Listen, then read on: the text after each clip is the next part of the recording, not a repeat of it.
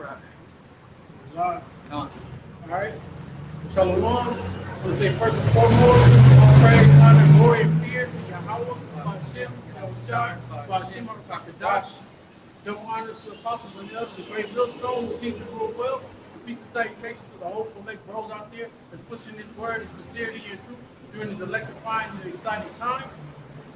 Just want to basically give a basic introduction. We come out here week in and week out, prophesy the downfall of America, which is prophesied in the Holy Scriptures.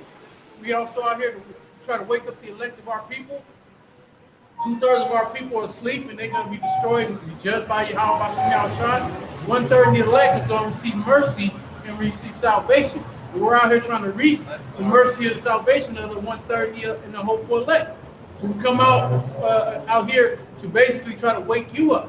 And then we tell the other nations their judgment and the prophecy of what their fate is. But today what we're going to get into is we're going to deal with you, Esau. We done codenamed you E. All the wicked stuff that you're doing in the earth is things that it's prophesied that you do. But you're not doing this and basically on your own account. You're doing this because the Most High has made you the wicked. And you don't know how to do it or be any other way. Can you get that scripture in Jeremiah? Can the leopard change his prayer? You know where it's at? I think it's Jeremiah 13. Because you can't change your ways. Your ways are the wicked, and that's what you're going to perform to the fullest.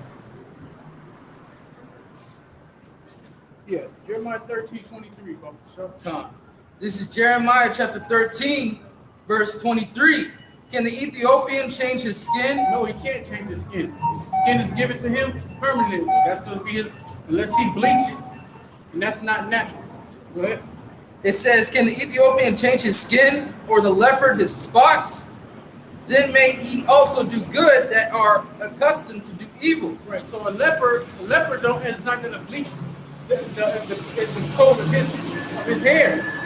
The leopard got all these spots and all these marks on his coat to show that he's a leopard and that's the look that he has. He's going to always have that look. You can't change that look. So therefore, those that are accustomed to doing evil cannot do good. Why? Because just like a leopard can't change his spot and the Ethiopian can't change his skin, you can't change your ways to do good when you're accustomed to doing evil. And the evil that you're doing is on full display right now. Right now, you're doing all kind of evilness in the earth. Let me get Isaiah 47. Isaiah 47 and start at verse. You start from the top. Because you're doing a lot of wickedness in the earth, and it's being identified by the men of the Lord. We're putting you on full display. We're like spiritual reporters for the Most High. We report everything you do.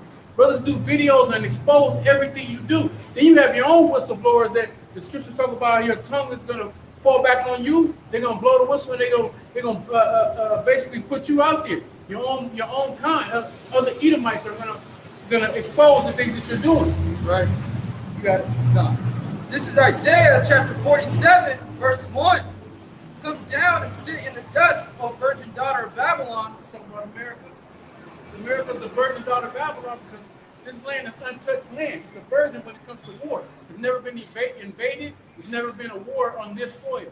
There's never been actual bombs and stuff here on America. You had 9/11, which is supposed to be a quote-unquote attack, but that was an inside job. It was your own government that did that. Go ahead. It says, sit on the ground, there is no throne, O daughter of the Chaldeans, for thou shalt no more be called tender and delicate. Verse 2, take the millstones and grind the mill, uncover thy locks, make bare the leg, uncover the thigh, pass over the rivers. Go ahead. Thy nakedness shall be uncovered, yea, thy shame shall be seen. So now read that again, bro. Come. Thy nakedness shall be uncovered. Go up a little bit more when it talks about the thighs and the different body parts. Come. Take the millstone and grind the mill, uncover thy locks, make bare the leg. So that's what we're doing. We're known as GMS, which stands for Great Millstone. Great Millstone is a grinding instrument. And that's what we do. We grind this truth out. We grind all the lies. And when you grind down the lies, what do you have left after all that grinding? The truth will stand. That's right. Because we're Xing out the lies. The truth, we're promoting the truth. So when it talks about it, it's gonna name body parts, we're making you uncover your nakedness to show your blemishes. Go ahead. It says, uncover thy locks, make bare the leg, uncover the thigh, pass over the rivers. Right. So you cover yourself with all the lies that you put.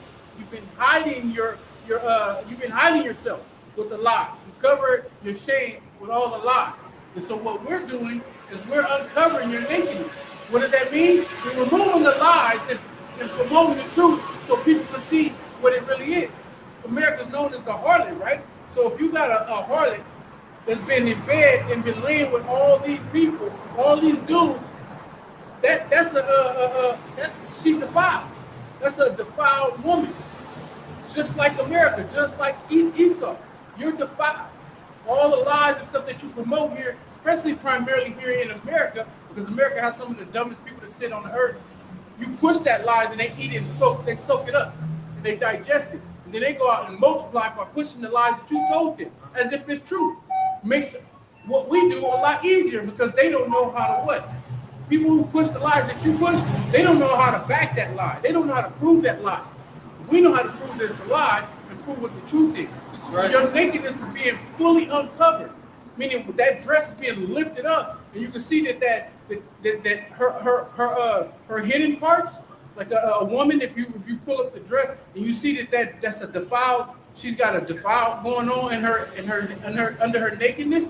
Basically, her kabah, the box, if it's defiled and it's going to show. That's right. It's got all this fungus coming out of it, all this discharge coming out of it. Not to get too graphic, but if it got bumps and crabs and all that stuff, you don't even want to lay with a woman like that. Same thing with America. That's right. We're uncovering all your nakedness, we're just lifting up the lies so everybody can see that you're defiled. Go ahead. It says, verse 3, thy nakedness shall be uncovered, yea, thy shame shall be seen. I will take vengeance, and I will not meet thee as a man. Right. That's talking about Yahweh. When the vengeance comes and he's given the green light by Abanawi Yahweh, our Heavenly Father, he's going to take vengeance, and he won't come as a man. He's going to come with all power and glory. Right. Go ahead. Verse 4, as for our Redeemer, the Lord of hosts is his name, the Holy One of Israel, sit thou silent and get thee into darkness, O daughter of the Chaldeans, for thou shalt no more be called the Lady of Kingdoms. Right, the Lady of Kingdoms. How do we know that's talking about America? What is America's well-known statue? The Statue of Liberty. It sits where? In the highest mountain, the highest government in America, which is in New York. It's out there in New York, which is the basically number one state in the country. Anything New York does, the rest of the country follows. So then you're not going to be known as a Lady of Kingdoms no more. Meaning you're not going to be known as the nation that rules the world. Go back and get Nahum. I believe it's Nahum 2. Start from the top.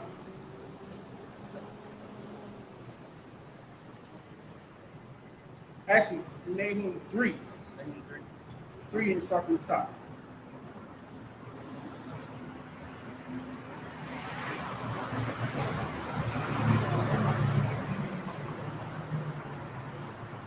This is Nahum chapter 3, verse 1.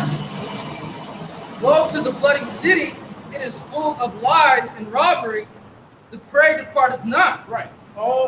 Everything that comes along with America started with the identification of how America was discovered.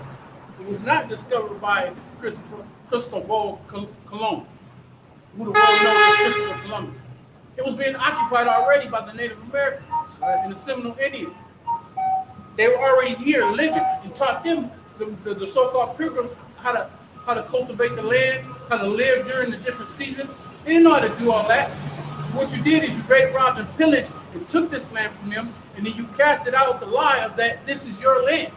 They have made songs about this land is your land, this land is my land. basically wrote a whole song about it. It's really a mockery because the land is not their land no more. They took the Native American Seminole Indians off the whole land and threw them on reservations, which is the worst part of the land where they don't have much resources. And they took the best parts of the land. So the discovery of this land and how this land was founded, you lie about that. You lie about everything you promote. You can't help it. Go ahead. It says, verse 2, the noise of a whip and the noise of the rattling of the wheels and of the prancing horses, the water, and of the jumping chariots. Now let's talk about some modern day vehicles and cars. You might be able to hear them as they're going by in the background. Let's talk about those vehicles, cars, trucks, motorcycles, hell, anything that you see going, those are the jumping chariots. Those are your modern day vehicles. This is what Nahum saw. He didn't know there was no such thing as a car, a truck, or a motorcycle at that point in time. The only thing that people would get from one destination to another was in the chariot with horses. So he knew that they were traveling in these vehicles, so he called them a chariot, jumping chariot. Verse 3, the horseman lifted up both the bright sword and the glittering spear, and there is a multitude of slain. Read that part again. Come on. The horseman lifted up both the bright sword and the glittering spear. Now this is what this is talking about. It's talking about the ICBM missiles. If you look at the missile, it's shaped similar to a sword.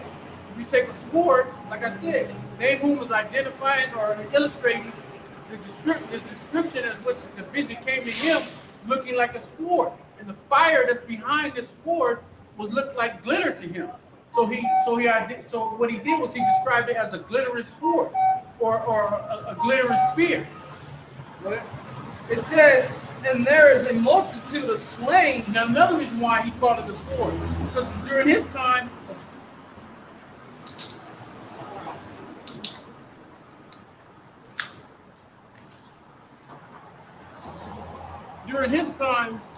what was a sword used to do? It was a killing instrument. It was what was used to put people to death.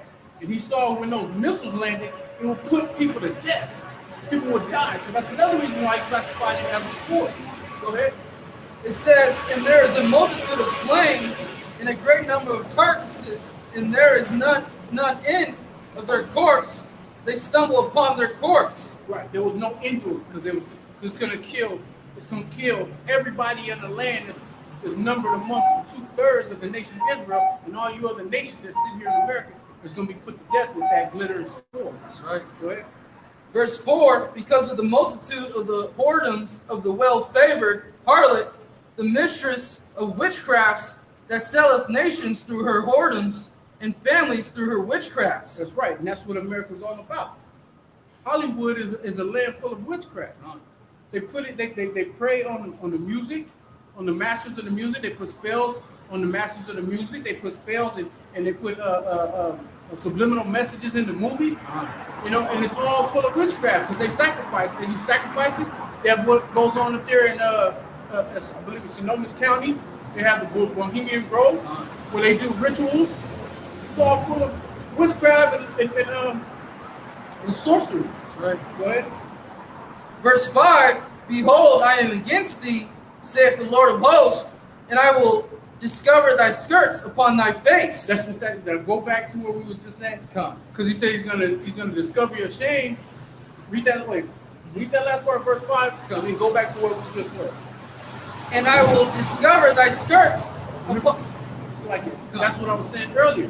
Discover your skirt, lifting up the skirt, tearing down those lies, ripping that lie off. It's like ripping that skirt off. That's right. And uncovering her nakedness and showing the lies and presenting the truth. Okay? It says, and I will show the nations thy nakedness and the kingdoms thy shame. Right, the nations will see your nakedness. That's why the scripture say the nations are mad. They're going to be mad and they're going to turn against you. Even your allies. When you go into Obadiah, it tell you that the nation has laid a wound on you. Matter of fact, go to that. Go real quick. To Obadiah. Because you're going to make all the other nations, even your current allies, going to all turn to you, and There's going to be 200 million missiles, as prophesied in the scriptures. There's going to be shot of this land, putting all those to death who falls under the 2/3 and the other nations. Start at let's see. Start at verse 6. This is Obadiah chapter 1. Wait, before we get into that, go to Colossians 1 and 25. Because you ain't gonna get away with all the madness that you're doing, all the evil that you're pushing. Everything you're doing to the Hebrew Israelites, Most High don't give a damn what you're doing to the other nations. He don't care about the other nations. What you're doing to the apple of his eye. Even the 2/3 of our people, what you're doing to them, the Most High see that. Because 2/3 of our people gonna come back in the kingdom, and they're gonna be ruling over you as well. So everything you're doing to the men and women that's on this sign right here as the 12 tribes of Israel is being taken account of. And then what you're doing, all the madness that you're doing to his elect, the scriptures say, touch not his anointed and do his prophets no harm. So anything you're doing to the men of the Lord, that's double. That's double the stripes that's going to come on your back. Right? This is Colossians chapter 1, verse 5. This is Colossians chapter 1, verse 25. It says, wherefore I am made a minister according to the... No, that's not. Is it 3? Go to 3. 3 and 25. 3 and 25? I believe it's 3 and 25. But he that doeth wrong Yeah, shall yeah. come. This is Colossians chapter 3, verse 25. But he that doeth wrong shall receive for the wrong which he hath done. So you don't get a pass. You don't get a pass. It goes for everybody. Anyone that's doing wrong, you will get repaid for the wrong that you're doing. That's right. Now you're doing wrong. There's all kind of people that may be doing something wrong. It's called karma, right? Galatians 6 and 7. If you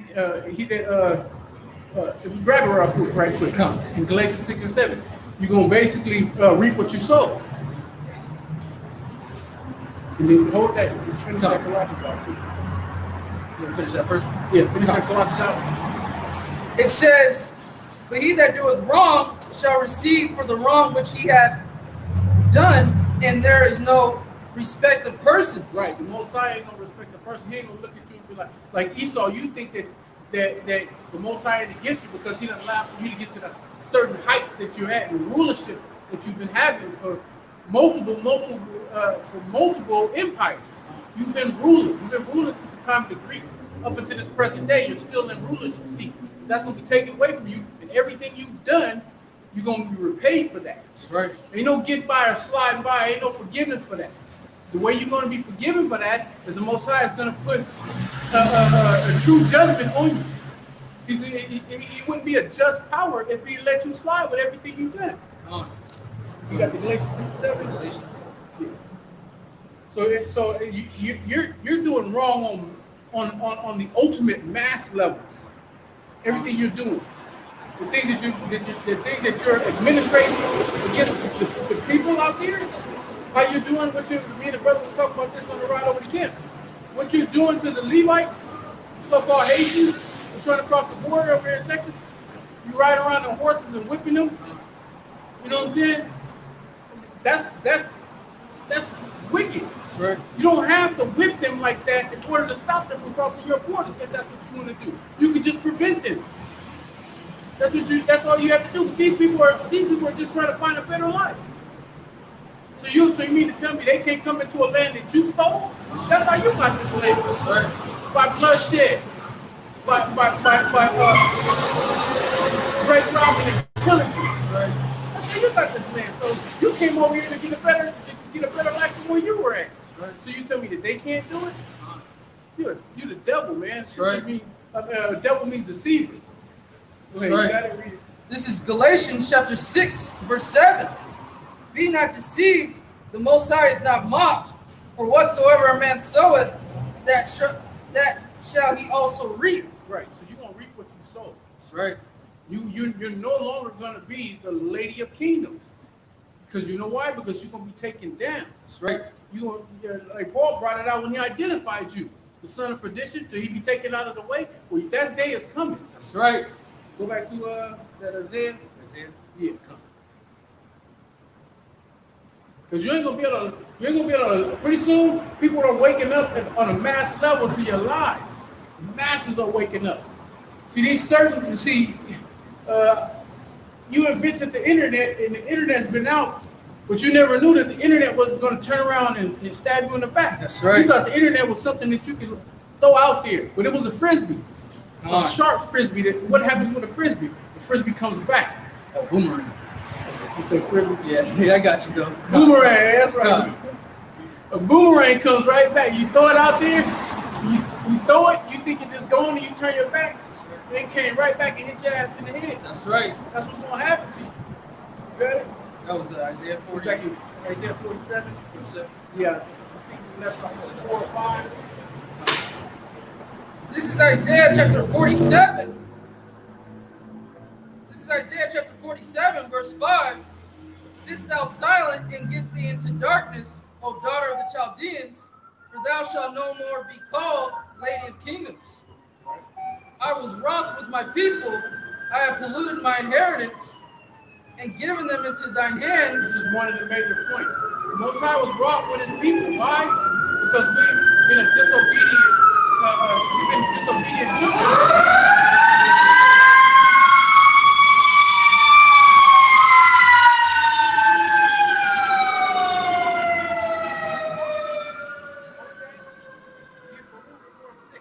Real quick.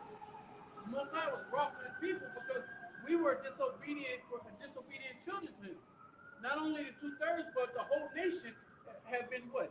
Being disobedient. But he had a remnant, which is the 1/3 of the elect, that he's allowed to come back to their heritage, to give them his true name and the true understanding of the scriptures, so that they can rehearse the righteous act and try to salvage some of the relationship that we've had with the Most High, because we haven't had the best relationship. He turned his back. That's why Yahweh Shai had to come and get on that cross to adopt the nation of Israel back unto Yahweh Shai. Yahweh. Abanawa Yahweh. Because we've been that disobedient as a nation. Because the Most High judge you as a nation. You know, even though he's going to have mercy on a remnant, he still has been judging us all as a nation. These past empires that we've been serving up under Esau. You got it? Come. This is Baruch chapter 4, verse 6. Ye were sold to the nations, not for your destruction, Not to destroy us, not because he sent us over there to destroy us because that he was with Esau. Why was we sold? Go ahead.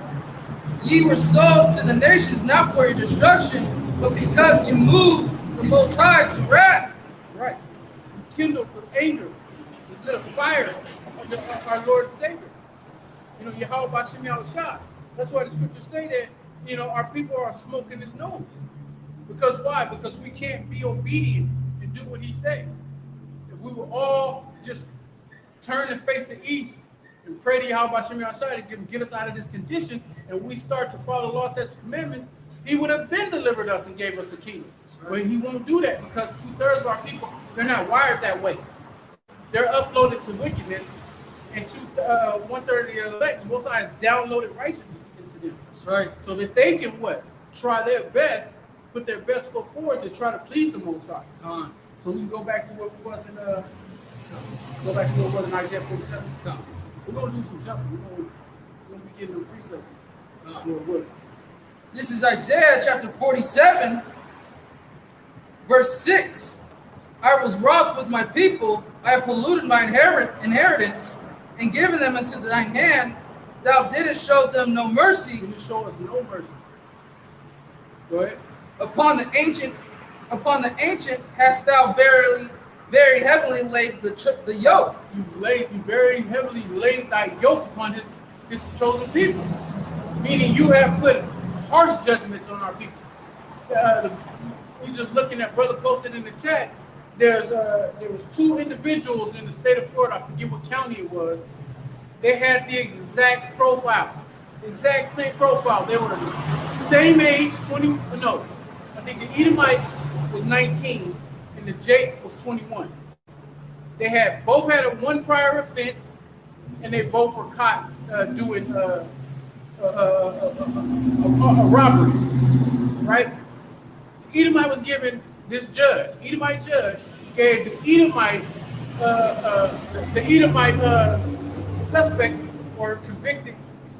He convicted him and gave him 2 years of federal prison time. The Jake he gave 28 years. See? You very heavily laid your yoke. Now out of that, let's just say, let's get realistically, he might not serve the whole 28 years, but if he just serves half of that, that's still more than 10 times more the sentence you gave that Edomite. For the exact same crime, in the exact same county. So that's what you do. You give Jake football numbers. You give your own people just a few numbers. You give them elementary, kindergarten numbers. Slap on the wrist. Yeah, slap on the wrist, turn the cheek. Like, now sometimes you might just give them no time, give them community service, put them on parole for X amount of time. You very heavily laid your yoke upon the people of the children of Israel. That's why you're gonna get paid back for that. That's right. Go to Ezekiel 35. It's right from the top.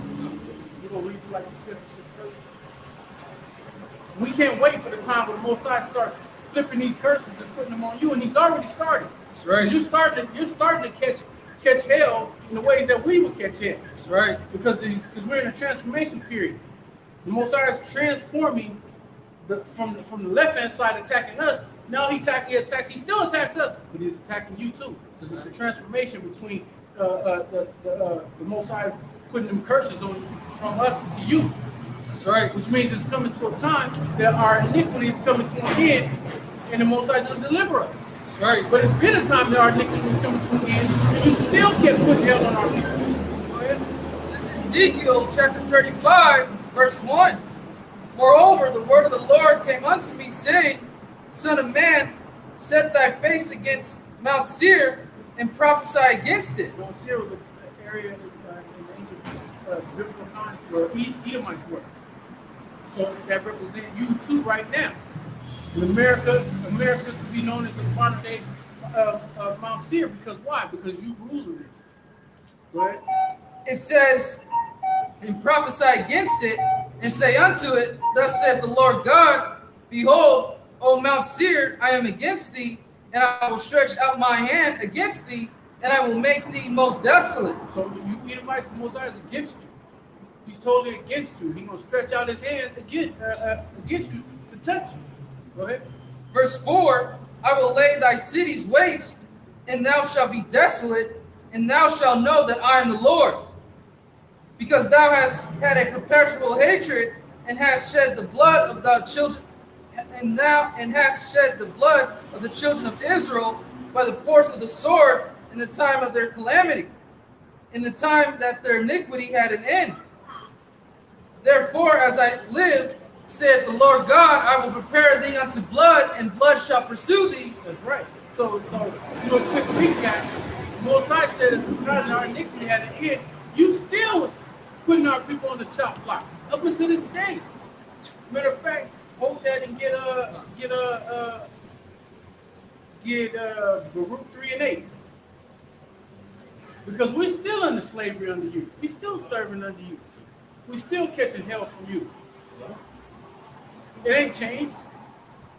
Just because our people could walk around like we, and you got your little bank accounts, and you got your little job, they allow you to get your LLCs, they allow you to get your PPP loans, and they give you certain little trinkets, little doggy treats that he allow you to have. And you think you're free. You're not free. Anything you have, own, and possess can be repoed by the so-called white man. Esau can come along and take it. And if you come along and take it, you can provide whatever it is, the documentation, paperwork, whatever you want to provide, stating that by his laws you abided by him and you got and obtained what you got. It don't matter. Because he invents laws. He creates laws to go against you. And hell, ain't nothing you can do about it if he does it anyway. You don't have a standing army to go against him. What you gonna do? Tell him you can't take? He even took land from his own people, like what happened with the Bundy Ranch. When they wanted that man's land, what did they do? at all these patriotic Edomites that came down there with their guns and everything, want to protect this man's land because he didn't want to what? He didn't want to sell to the government. So what did they do? They ended up getting the law enforcement. The government got tired of it. They went to war. Right. What happened? They put those patriotic Edomites with their guns, put them to death. That's right. Then they turned around. The Bundys knew that they was losing, so they jumped in their pickup truck and tried to get away. He got chased down and got shot up too. That's right. That's his own kind. He don't even care about his own kind. So you know what he'll do to you as an Israelite. That's right. Go ahead. That was Baruch 3 and Yeah, group 3 and 8. this is Baruch chapter 3, verse 8.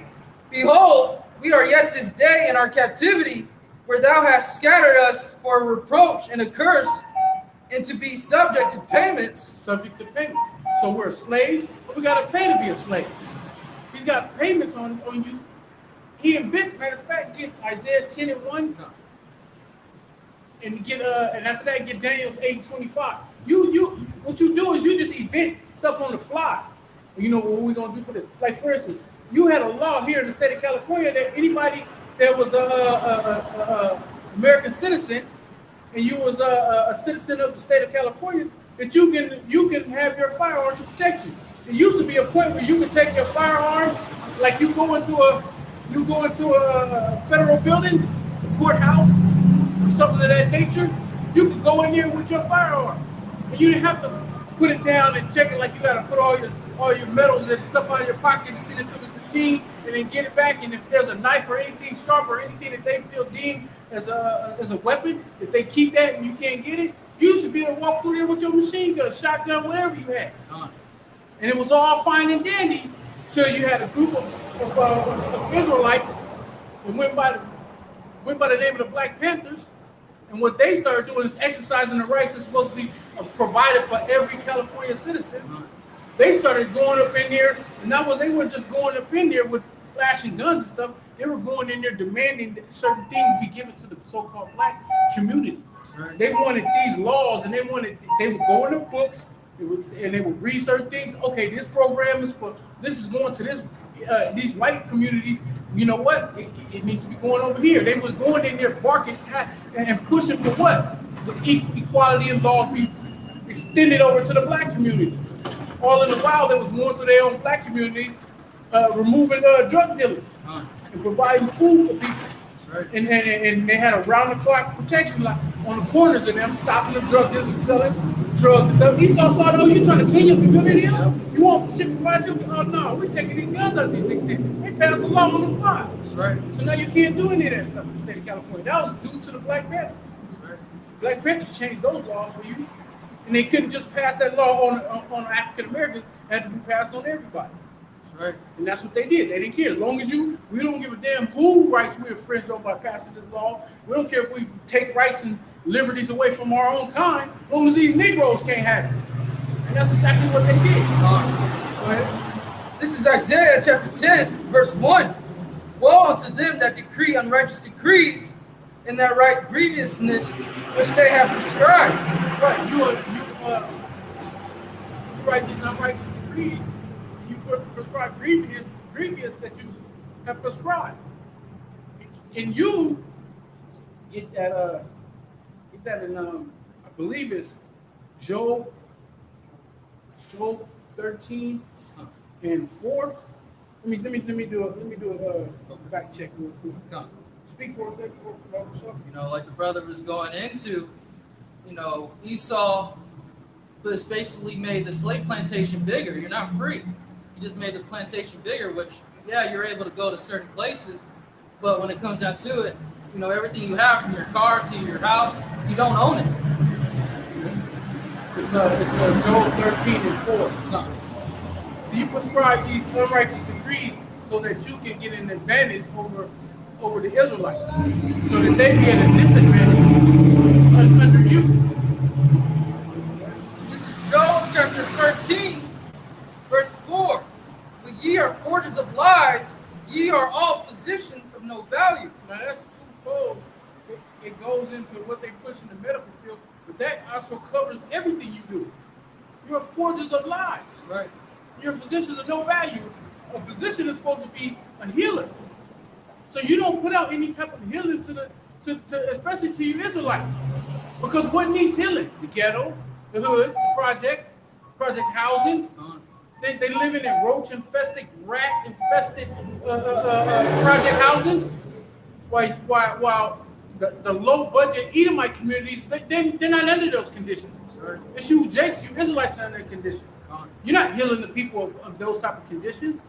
You giving them food stamps a couple $100 a month, while you're keeping the bulk of the taxpayers' dollars.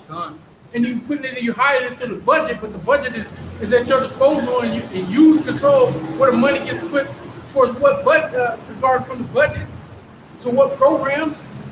You give the Israelites, you give them pennies, you give them, man, bro, crumbs is what you get. You Israelites, you get crumbs. They're not trying to heal your condition. They're not trying to heal anything that's going on with you. I'm just gonna jump to get us Psalms 53 and 1. I believe it is. If it's not 53, it might be 58, but I think it's 53. Because all you do is promote lies. Because lies is the perfect way how you get your gain. If you can deceive somebody and lie to a person, then you can take what needed from that person. You got it? Is that it? Who have said it's hard. No, we're talking about the lies. Might be 58. Check it 58. Come.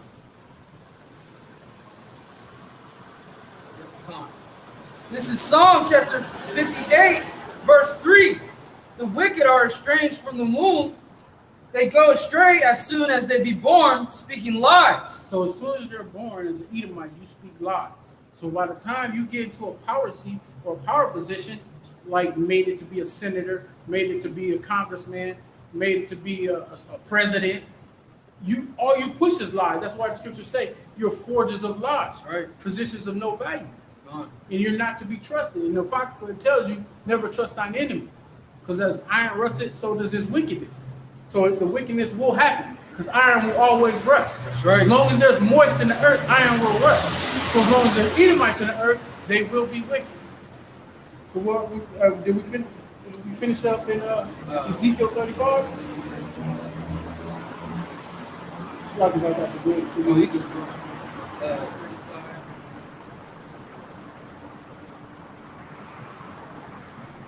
Oh, it's a little more. Yeah. Come on. It says, What verse you at? 3. this is Ezekiel chapter 35, verse 3, and say unto it, Thus saith the Lord God, Behold, on Mount Seir I am against thee, and I will stretch out my hand against thee, and I will make thee most desolate. I will lay thy cities waste, and thou shalt be desolate, and thou shalt know that I am the Lord. Right. Now he said, now if you jump back up a couple of verses, so he said, he will stretch out his hand against you. Read that part again. It says, You back in 3. Come. It says, Behold, O Mount Seir, I am against thee, and I will stretch out my hand against thee. All right there. How's he going to stretch out his hand against you? Let's get that. Well, Ezekiel 25, turn to verse 12. Because the same people that you've been putting your hell on is going to be the most highest instruments, right? Because just like you, matter of fact, before you get that, go to Psalms 13 and 17, I believe. Because you're being used right now. You're an instrument of the Most High right now. He's using you to be a whipping stick unto his people. And guess what he like? Just like he's going to reverse those. He's going to reverse those curses up from our people to you. He's going to reverse who he's using to whip who to whip who. That's right. It's Psalms 13. I believe it's 13.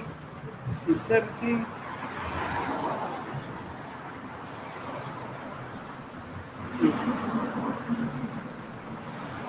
No, it's like 17 and 13. Come. It's going to be a passing of the torch. It's going to be passing of rulership. It's going to be passing of the punishments. That's right. Punishments are going to lift off of us and it's going to come upon you. Go ahead. This is Psalm chapter 17, Verse 13. Arise, O Lord, disappoint him, cast him down, deliver my soul from the wicked, which is thy sword. Right. David is saying, asking the Most High, deliver me from the wicked, which is thy sword. Because the wicked is you Edomites. You have been a sword the Most High has been using to whip the shit out of his chosen people. He's been whipping us with you from all these different empires and all these different generations. Because why? Because we didn't follow law, statutes, and commandments that the Most High told us to do and to pass down to our kids throughout our generations. Right. So since righteousness wasn't passed down from generation to generation, from our forefathers on down to us and to our children after us, punishments and judgments been handed over to us. Those generational curses have been passed down. Okay, I'm gonna put these curses on you, and they're gonna follow you until they destroy you. And they have been destroying us. You're gonna search neighborhoods of our people, they're finished. Yeah. They're finished, they're through, they're done. They have no hope. It's an everyday cycle until one day they gotta get with the ghost. That's the cycle that's been going on with our people. Our people are done. Them curses have finished, have destroyed our people. But that's going to be passed on from us, to be lifted off of our backs and placed right on your necks. That's right. That's how that's going to go. So just because he be using you as a killing instrument or utensil to punish us, let's see who he's going to use to punish you. That's right. Go back to Ezekiel 25. Come on. And just start at 12. This is Ezekiel chapter 25, verse 12. Thus said the Lord God, because that Edom hath dwelt against the house of Judah by taking vengeance, and hath greatly offended. So when you say Edom, it's talking about the wicked. Go ahead. It says, hath dwelt against the house of Judah by taking vengeance, and hath greatly offended, and revenged himself upon them. Verse 3. Come. Therefore, thus saith the Lord God. Wait. Slight. I'm sure you gotta examine that. Read that again, Brother Shaw. Come. It says, thus saith the Lord God, because that Edom hath dwelt against the house of Judah by taking vengeance, and hath. Right. You've been that sword that the Most High has been using to whip us. Go ahead. It says, and hath greatly offended, and revenged himself upon them. Therefore, thus saith the Lord God, I will also stretch out my hand upon Edom. Right, didn't it say that in Ezekiel? Yep. Ezekiel said he's going to stretch out his hand on the wicked. Those of Mount Seir, Mount Seir. He's going to stretch out his hand on you. So he just said it again. That's right. Go ahead. It says, and will cut off man and beast from it, and I will make it desolate from Teman, and they of Dedan shall fall by the sword. Right, go ahead. And I will lay my vengeance upon Edom by the hand of my people, Israel. Who? By the hand of my people, Israel. Wait. So is that the change of the times? It's not a passing of the guards? Didn't it just say that David asked the Most High to what? To disappoint him. That's right. To basically remove me out of the hands of the wicked, who's your sword, who you've been using to put hell and to punish and to kill and to destroy our people, along with the curses. That's right. So now that's gonna be switched over from you. It's like you got one man got a weapon. He beating the hell out the back out of another man for a time period. And then the Most High said, okay, turn it and switch it around. Right. And so the man that's beaten, he got to hand over what he been beating this man with, and then he got to turn around, and this man get to beat him. That's right. So that's what that's talking about. He's going to use his people, Israel, to destroy you. Go ahead. It says, and I will lay my vengeance upon Edom by the hand of my people, Israel, and they shall do in Edom according to my anger, and according to my fury. Which means we're not angry enough. When the Most High gives us that power and the baton is passed, the power is passed for us to whoop your ass. That's right. We're not angry enough. We don't have enough fury. He's going to place his anger, his fury on us to provide the full vengeance that he wants to be displayed on you. And that's beautiful. That's right. That's what we're waiting on, man. That's the patience of the saints, man. That's what we've been waiting for from time to time, that the Most High place it on you. Go ahead. it says, and according to my fury, and they shall know my vengeance, saith the Lord God. Right. You will know the vengeance of the Most High when He's gonna put His people in the power position to tear your ass up. And right. then guess what's gonna happen? Everything that you're not just gonna get paid back. Get Revelation 18 and verse 6. You're not just gonna get paid back according to the wrong that you're doing or that you've done, just like you have. See, Esau like to have interest. You know, he has interest when you owe him. When you have to pay him, you got to pay him back with interest. He loves usury. This is some of the unrighteous decrees that he puts out there. That if I give you 10, you got to pay me back 15. You know, like that's what he does. He puts everything in interest. Well, guess what? When the Most High passed that on to you, you're gonna have to what? You're gonna have to get that judgment handed to you with interest. That's right. Go ahead. This is Revelation chapter 18, verse 6. Reward her even as she rewarded you. Talking about Esau, primarily American. That's right. And double unto her, double according to her works. In the cup which she hath filled to her double. Wait. Read that again, bro. Read that again. It says, reward her even as she rewarded you, and double unto her according to her works. In the cup which she hath filled to her double. Right, the cup filled to her double. That cup is filled with slavery. You're not going to serve 500 years of slavery. You're going to serve double. You're going to serve 1,000 years of slavery. That's right. Within that cup of slavery, you're going to have to, it's going to be murder. It's going to be judgment, vengeance. The Most High is going to use the perpetual hatred on you, and you will feel it. Everything you did to us is going to come back to you 2 times harder. That's right. Now go to we're going to go to Deuteronomy 30 and 7. Because not only will you get that judgment cup over to you. Matter of fact, before I forget, before I say my mind, go to Psalm 75 and 7. Come. Because we're gonna get an illustration of what that cup is.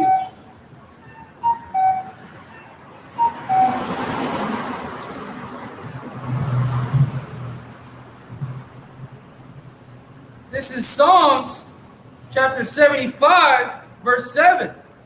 For the Most High is the judge, he putteth down one and setteth up another. Okay, so right now you're in the power position. You sit in the ruler seat and you control everything. You have everything at your disposal. Talking about from the beginning of the top, which is the elite banking family, the global elites, the international banking, on down to the little token code of the nation of Esau. You're still in a better position than the majority of Israel. All of you are in a position of power because even though you might be an Edomite that's down and out, you might be a 2-time loser. But if you get dressed decently, walk into a bank and ask for a loan, you'll get it before an Israelite will. You might not even have all credentials. That's how they would do. They would do things called like redlining. That's right. Yeah. Where they would not allow certain jakes to buy property or homes in certain neighborhoods, even though they could afford it and they had they were gainfully employed and had everything, the paperwork to back it up. It would be denied. Then the Edomite would come in with not even everything is needed, but they will approve that loan for them to get that out. Go ahead. It says, verse 8, for in the hand of the Lord there is a cup, and the wine is red. It is full of mixture, and he poured out. That red represents your blood being shed. Go ahead. It says, and he poured out of the same, but the degrees thereof, all the wicked of the earth shall wring them out and drink them. Oh, This is the dregs. Salakia, the water. Read that again. It says, but the dregs thereof, all the wicked of the earth shall wring them out and drink them. Now the dregs represent the most bitter part of that cup, the mixture of that cup. And I always use an analogy, right? The analogy that I like to use is when somebody drinks some type of beer, IPA or whatever type of beer that they like. There'll be a whole bunch. You walk into a bar, there's a whole bunch of beer glasses beer, glasses of beer that people drink. But you'll see that them bubbles and that suds and that at the bottom of it, people would not drink that because it's bitter. It's the most bitter part of the beer. That represents the dregs. How nobody want to drink that? The scripture say you're gonna bring out the dregs. You're gonna drink the dregs. I mean, the most bitter, most harsh part of your slavery, you're gonna have to endure it. You're not gonna be able to escape it. You're gonna have to take the dregs of that slavery, of that judgment that the Most High give you. And guess what? You're not gonna have a time frame. You're not gonna have a sense of time. We will. We have a sense of time. We'll know how much left is on your slavery sentence. Right. We know it's been 500 years. We know it's been 700 years. We know we got 100 more years. And you're done. And guess what? Every year when we get closer and closer to your slavery time being up, is when we're gonna go harder and harder on you. Right. So every day that you serve slavery, you're gonna feel like it's the first day. It's gonna be that hard on you. It's not gonna ease up because we got endless power, endless energy. We're gonna be able to have spiritual power so we can create something, make something beat your ass. That's right. We're gonna be able to power to mental telepathy to tell a pack of silverbacks to go over here and rat pack you out. That's right. Beat your ass. Bare knuckle fist of silverbacks. Man. Just beating you down to the point when they're done with you, you have no eyes. No. Your eyes are closed and they're out here. Beat the mess out of you. That's right. Then we might just go ahead and put you to death because you're useless. Yep. We don't wait for you to heal. Nope. Put them to death. Just get them out of here. On to the next one. Get them on to the next place. That's right. This is the things that you're gonna have to endure.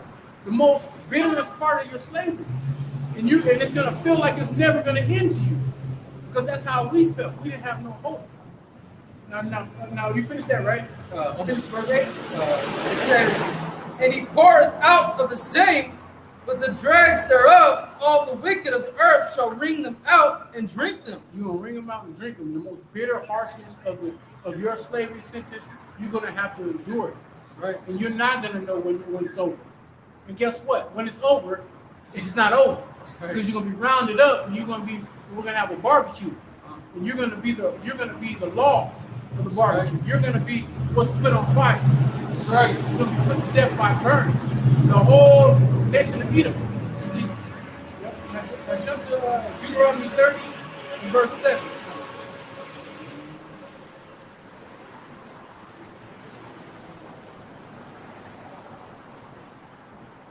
This is Deuteronomy chapter 30, verse 7.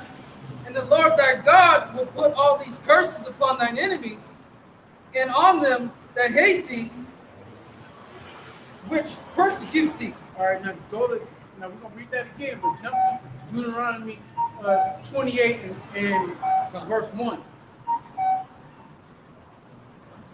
Actually, verse 15. This is Deuteronomy chapter 28, verse 15. "But it shall come to pass, if thou wilt not hearken unto the voice of the Lord thy God," which we didn't. Go ahead. "to observe to do all his commandments and his statutes, which I command thee this day, that all these curses shall come upon thee and overtake thee." Verse 16, curse. It's like, that's it. So all these curses did come upon us, and they did overtake us. And you read from verse 16 to 68, is all the curses that came upon us that are still plaguing us. So go back to Deuteronomy 30 and 7. So it said, all these curses that are upon thee will come upon your enemies. Right. So all those same curses that we endure from verse 16 and 68 is going to pass over to you, but guess what? It's going to be double unto you. Meaning you're gonna endure those same curses we did, but 2 times as hard. That's right. Go ahead. This is Deuteronomy chapter 30, verse 7.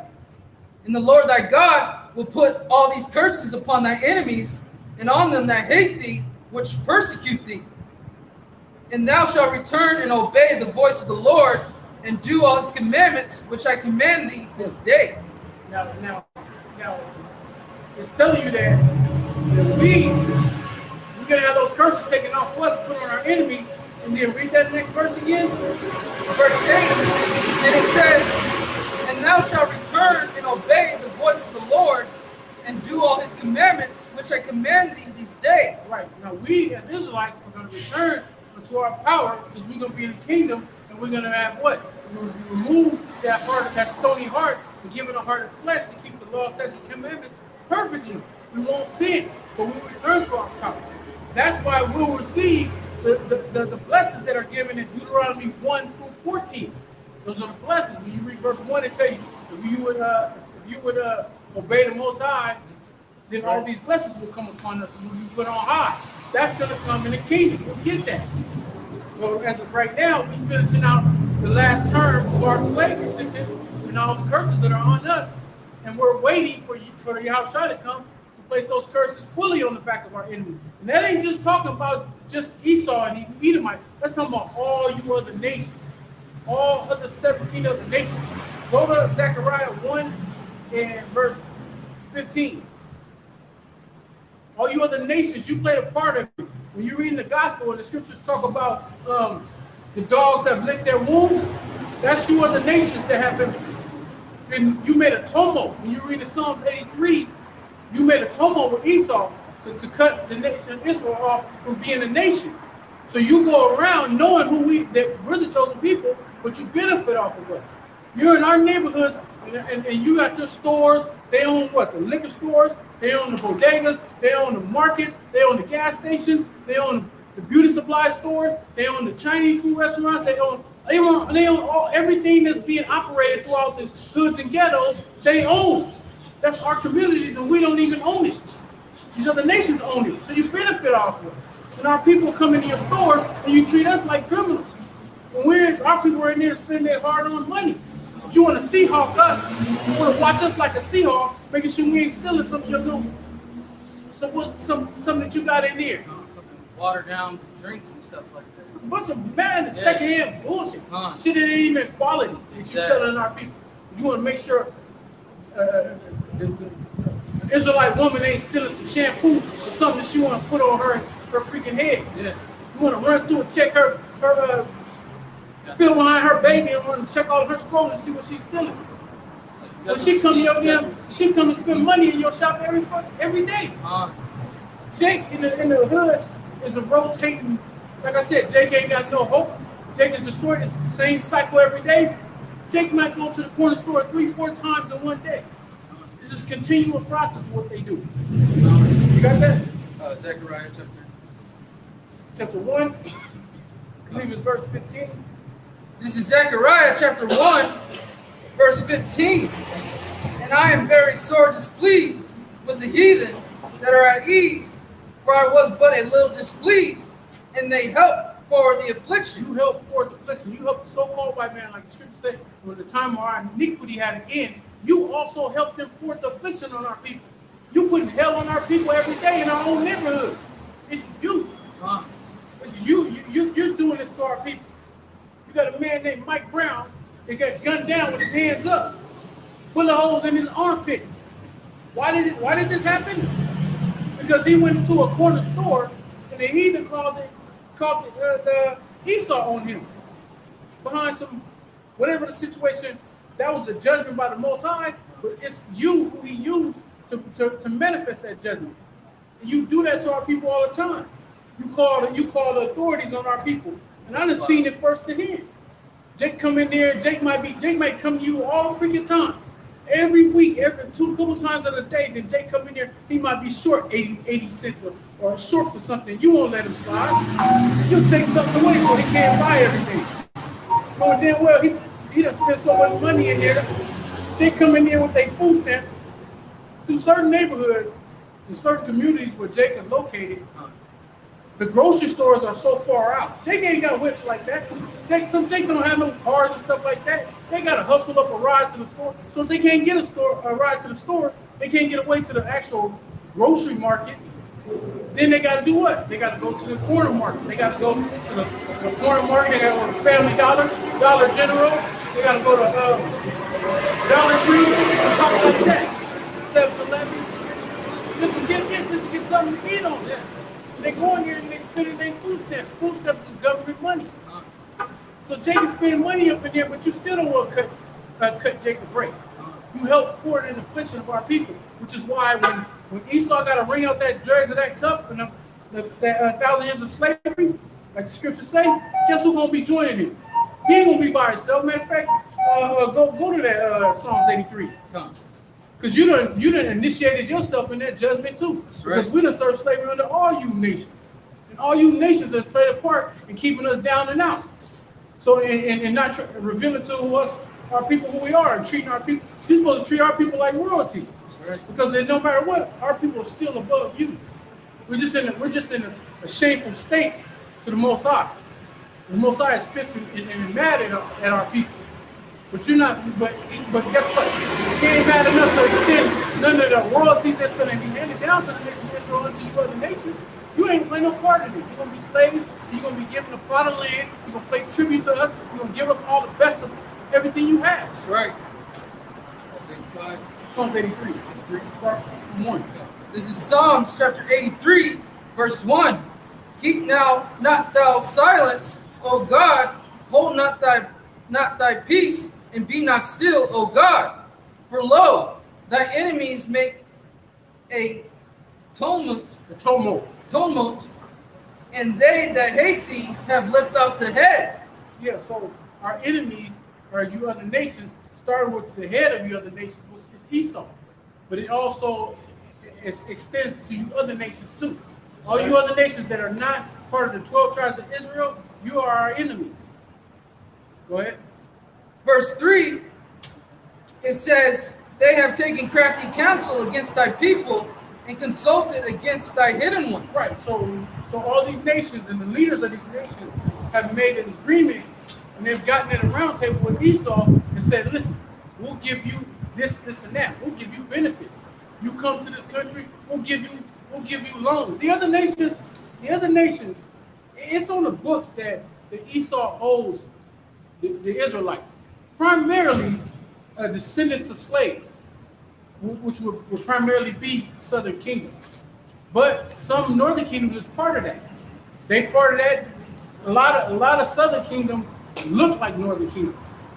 But the point of the matter is, it's in the books for the descendants of the forefathers of the slaves are supposed to receive 40 acres and a mule. That's documented on Esau's books, which has never been given out to our people. But yet, the Chinese got their reparations, the Italians got their reparations, the so-called Jews in the Holocaust, they got their reparations. Anybody that fight for the reparations, they just had this situation, and this dude Biden just passed a criminal law, a crime bill for Asians, a hate crime for the Asians. When you done beat a man like Rodney King to them the inches of his life on camera, and that's just the one that was caught on camera. It's all over the camera right now. Oh, yeah. So what's up with the so-called Negro, the so-called African Americans that's receiving all the harshness of your police brutality. Police brutality don't extend to no other nation but our people, so-called black and brown people. Right. Northern and Southern Kingdom are the only people who are the recipients of harsh police brutality. Edomites and so-called white people can get into a fist fight a cop. That cop won't dare pull his pull out his firearm on that man. Hell, he hesitant to even pull out his taser. Yep. He'll sit there and fight. They replaced the taser replaced the billy club with the taser. So they don't have to take the billy club to beat you. They pull out the taser. They don't pull that out. Well, it was like 6 cops beating the mess out of Rodney King with baton. Yeah. With them billy clubs. They don't get that. We get that type of treatment. That's right. You benefit. You other nations have benefited off that because as long as that's going on to our people, it'll never go on to you. And it's part of the judgment. We understand. Those of us that's in the knowledge and the know, we know why it's happening to our people. Whether these curses, those are judgments from the Most High. They're placed on our people. And we get that. At the same time, it's being calculated. It's not going. Most ain't gonna let you escape. You ain't gonna be able to just do that to his people, and then you get a free pass on that. Those do. Yeah, exactly. Go ahead. It says. Take crafty counsel. Start from me. Verse 3, they have taken crafty counsel against thy people and consulted against thy hidden ones. They have said, come and let us cut them off from being a nation, that the name of Israel may be no more in remembrance. Right. So the Edomites have told you other nations, hey, as long as you abide by this, we'll let you get all the goodies. We'll let you get a goodie bag. There'll be all kind of treats in it for you. You could come from another nation, from another country, like I was going to a minute ago. It's put on the books that our people are supposed to get 40 acres and a mule. Why is that? Because this country was built on the backs of the slaves, of the Israelites who built this country. That's right. This country is still surviving off old money from slavery. Cotton money. The cotton money, the tobacco fields, the sugar cane fields, That's right. and all the other different plantations they had. And it was putting our people to harsh work in very treacherous conditions. Those conditions were treacherous, bro. Be out there in the South where you got, 100-degree heat with humidity. You know what I'm saying? Not having access to water because they deny it. They just want to work you to death. If they did give you water, it might be a little tin cup like this. They pour a little bit of something in and be hot. They ain't got no ice out there. They ain't no ice out there for our people. And you have to be out there. They have to deal with bugs, mosquitoes, and all this stuff. They can have. If you was a good Negro, they might let you get a straw hat or something like that. They wouldn't let you put no cold towel around your neck. They wouldn't give you break time like here. And when we go to the plantation now, we get slavery. They give us 15-minute breaks, a 30-minute or an hour lunch break. Then you get one last 15-minute break, and then you go home. It wasn't none of that. You work from sun up to sundown, and then you go get in your shed, Negro. Same thing the next day. Exactly. Because why? Because they have to keep that money train moving. All right. You know what I'm saying? So they allows you another nation, the comparison what I'm saying. We didn't get our reparations. But our reparations, like Apostle Torah said, will come in the kingdom. That's right. Endless reparations. That's right. We're gonna reap everything that you have. Like I said, you read in Isaiah 61, it tells you we're gonna get the best of what you got. That's right. And the gate's gonna be open continuous work. There's gonna be continuous employment for you. That's right. You other nation. That's right. But the other nations can come over here right now. The other nations come over here. They can get a grant, right? For $100,000, they can get a grant. You ever think about how's all these nations? How these other nations got these businesses? If they family came over here and migrated over here. If they didn't migrated over here, how did they get the money to open up these businesses? Because the government would give them what? Give them grants. That's right. Then allow them to have food stamps. They'll come over here and it'll be foreign to a family, and each member of that family can get a grant for $100,000. That's $400,000. They start a business. They buy a home. They buy cars. That's right. They have all that stuff. And then they got 10 years before they have to pay back pay on that loan. By that time, they didn't have their business open for 10 years. It's easy to pay that loan back. And they don't have to pay no interest on it, too. Can you do that? Can you walk in there and say, I'm a descendant of a slave, I'm a black man, you owe me 40 acres and a mule? I need the same thing you gave that Asian man over here. You gave him $100,000 to start a Chinese food restaurant. Well, I want to start a soul food restaurant. That's right. I want to start a Caribbean restaurant. I want to start a Cajun restaurant. That's right. So I want the same privileges as he got, because my forefathers built this country while his forefathers was fishing and wherever the hell they from. That's right. But you can't do that. You got a precept? An example of an example of them, these heathens getting benefits when they come over here. The people that were being evacuated out of Afghanistan, a lot of them are being set up with houses and all types of loans to where they sit. A lot of the civilians that were being evacuated, they're being set up with all types of, like the brother was going into, being given grants, everything. Set up with a spot. Exactly. Give them housing, give them food. So you food, housing, shelter them. And they're not even citizens. They belong in another country. Exactly. But you Israelites, you're looking at a man crossing the street right now, he's pushing a basket. This is how the condition our people are. We don't get the same privileges. Right.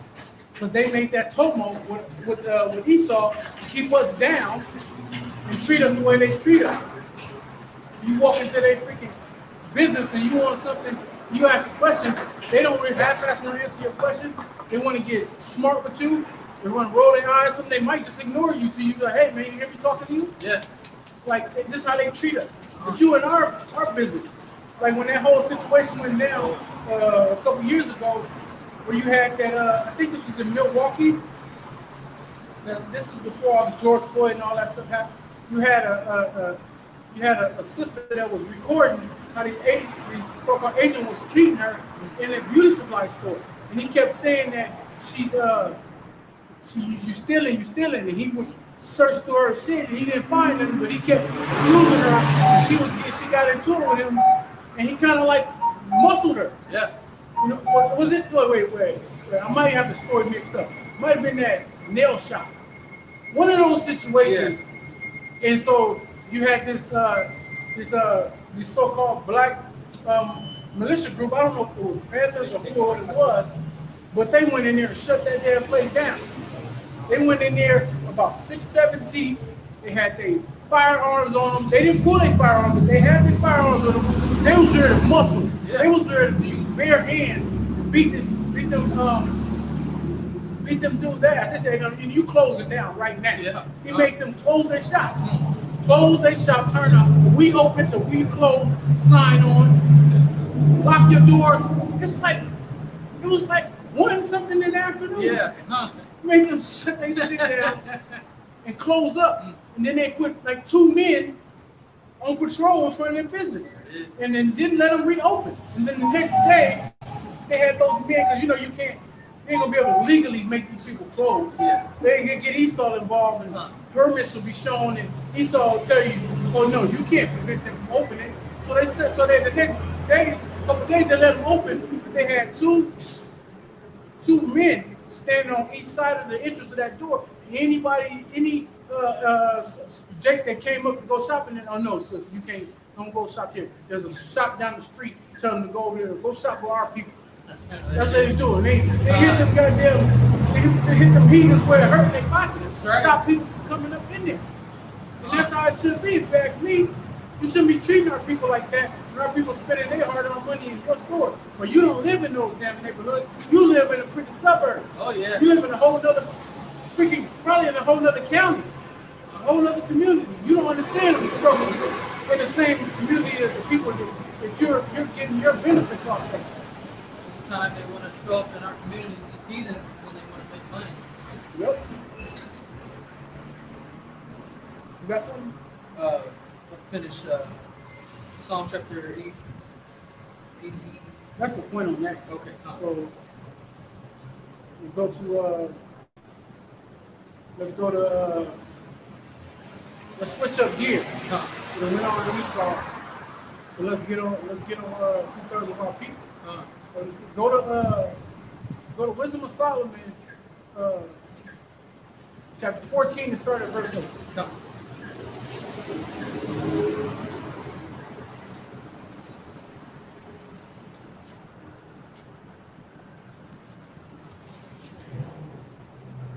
This is Wisdom of Solomon, chapter 14, verse 8.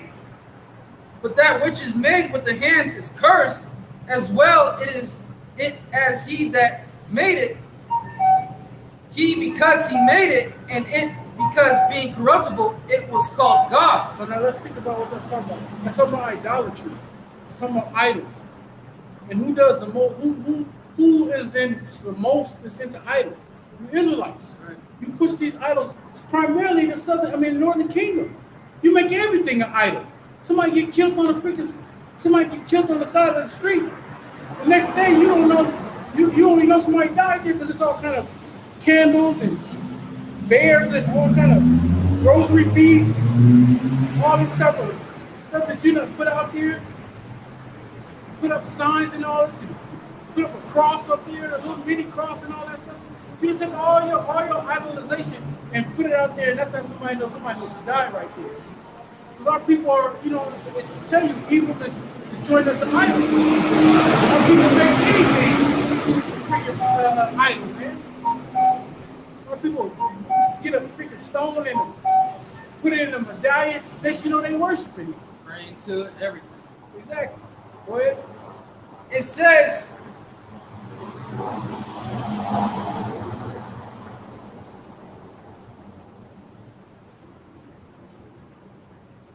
So I say that was 14 today. it says, but that which is made with hands is cursed as well, it as he that made it, he because he made it, and it because being corruptible, it was called God. So the Most High said, I'm gonna destroy the creator of this freaking idol, and I'm gonna I'm gonna destroy the creation of that idol. Because it was being worshipped as it should be worshipped, as you should be worshiping me. Because the scripture tell you, the Most High is a jealous power. That's right. So he don't want you calling on something and worshiping and bending, bowing, and praising something that has no power, that's not a God. Go ahead. Verse 9, for the ungodly and his ungodliness are both alike hateful unto God. Verse 10, for that which is made shall be punished together with him that made it. Therefore, even upon the idols of the Gentiles shall there be a visitation, because in the creature of the Most High they are become an abomination and stumbling blocks to the souls of men. Right. So even these idols that these other nations, these Gentiles, the other nations have created, our people have fallen unto those idols and worship them too. Then you got Israelite foreigners, they're in a Gentile state of mind. They think they of these other nations have worshipped these same idols and created some of these idols. So our people have been worshiping false gods and false deities from as long as we can, go back. People going back to the wilderness. Our people wanted the golden calf. Our people wanted to worship other things instead of worshiping our true power. That's right. And that continue on within the 2/3 club. Go ahead. It says, and a stumbling blocks to the souls of men, and a snare to the feet of the unwise. For the deceiving of idols was the beginning of spiritual fornication, and the invitation of them the corruption of life. Now, spiritual fornication is what? Idol worship. Worshiping of a false god. And that's what our people are heavily into. Our people are into all kinds of stuff. They can find a stone that he think is lovely, and next thing you know, that's his lucky stone. This is the stone he keep carrying in his pocket. He rub it for good luck and all this shit. Instead of praying to Yahweh or praying to the Most High, that's your lucky. That's the real rock, Yahweh. Right. He's the real rock, real stone. Those are who you're supposed to put your faith and hope in. Exactly. Not these, these false gods, these false, Yeah, con. They have something that he considered lucky. Yeah. Used to be walking around. Even when I was a kid, I was giving a little lucky rabbit's foot. Me too. Little chain with a lucky. All this stuff is what? To subtract. Yeah. You acknowledging who the real provider is for you. The real safety comes for you. Everything that good that comes your way, even the bad that comes your way. Everything that comes to you is from him. That's right. So why is something else getting credit? Why is our people? If they made up a new religion that every time you come to a stop sign, you gotta stop and do the hand of the cross. There'd be Jake all over the world. Yeah. Every stop sign, every stop light, doing this bullshit. You got these athletes that play sports, and every play they doing this bullshit. Yeah. They doing that, and that ain't helped you yet. Thinking that it's good keeping you safe, but really bringing curses upon yourself. Exactly, bro. Go ahead. It says, verse 13, for neither were they from the beginning, neither shall they be forever. Verse 14, for by the vainglory of men they enter into the world, and therefore shall they come shortly to an end. Right, interested on that. The vainglory through men, they've entered into the world. Because believe it or not, idol worship is big business. Yeah. It's lots of money in idol worship. When you go to certain churches, and some of these churches be having all types, they got a website. But you can go on their website and go onto the website. You think, okay, I'm gonna go in there. You're already into the worship anyway. Yeah. In the idol worship, you get on there, you order all kind of shit. Order their shirts with their merchandise. Yep. You order the little angels, little pieces and all that stuff. This little angel piece is supposed to be a protector of the home. This one is, you keep this on your, hanging, dangling on your car rearview mirror to help keep you safe as you drive and all this madness and stuff. It's just all subtracting attention from the how about you outside who you Israelites have power coming from. That's right. And giving it to something that a man created. That's why it said in verse 8 that the man who created this, and it is going to be destroyed, and it's going to be destroyed because it was known to taking power from the Most High. That's right. And you give your attention to that. Because Most High going to deal with you Israelites. With 2/3 of our people, 2/3 of the nation of Israel, all of you are idol worshippers. All of you do what? Worship something other than Yahweh Shem Yahushua. And if it's given to you, the true name is given to you, and the truth is presented to you, you deny it. That's why the Most High said he gonna when he deal with you, it's gonna be a funny situation for him. He's gonna laugh at you. He's gonna put the spirit on his servants to laugh at you too. That's right. Because Most High has been putting us out here for years, starting with the apostles and the elders, the great millstone. Right. They've been out here for years, been pushing this truth, giving it to you, serving it up for free. That's right. Hot on a spiritual platter. But you don't want to eat that. You're allergic to the food. It's called the truth. And this is food right here. This is real food right here. That's right. This is the nourishment of your spirit. This is what this is what's gonna keep you safe. Like when Yahweh was at the well and he was talking to the Samaritan woman, she thought he was talking about real water. He was talking about this water. You'll never thirst no more. He could have gave her the truth, but she was the eater, she wasn't gonna get it. But the men of the Lord been out here been teaching and presenting this to you, but you ain't got a taste for that. You want that watered down. You know, you want the lies presented to you. You're gonna go to Jeremiah 11 and start at verse 10. Because the Most High is gonna put you in harsh, serious, detrimental, terrifying conditions. And when you get in those conditions, then you're gonna need his help. You're gonna want him. You're gonna want him to come and help and deliver you from the situation he placed you in. And the scriptures will tell you what he's gonna say to you in that time. This is Jeremiah chapter 11, verse 10. It says, they are turned back to the iniquities of their forefathers, which refused to hear my words, and they went after other gods to serve them. The house of Israel and the house of Judah have broken my covenant. Right, the whole nation of Israel, southern and northern kingdom, we went back to worship false idols like your forefathers did, and like you're doing to this day. Go ahead. It says, which I made with their fathers. Therefore, thus saith the Lord, behold, I will bring evil upon them, which they shall not be able to escape. Whoa. Wait, time out. So, Pastor Pork Chop, Pastor Catfish Fry, did he tell you that? Is he letting you know that when you tune in? When you go to the Heart of House,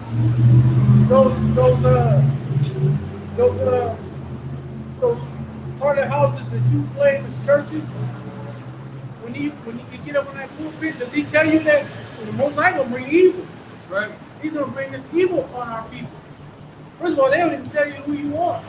They let you go around thinking you a Gentile, but it's been opened up to you.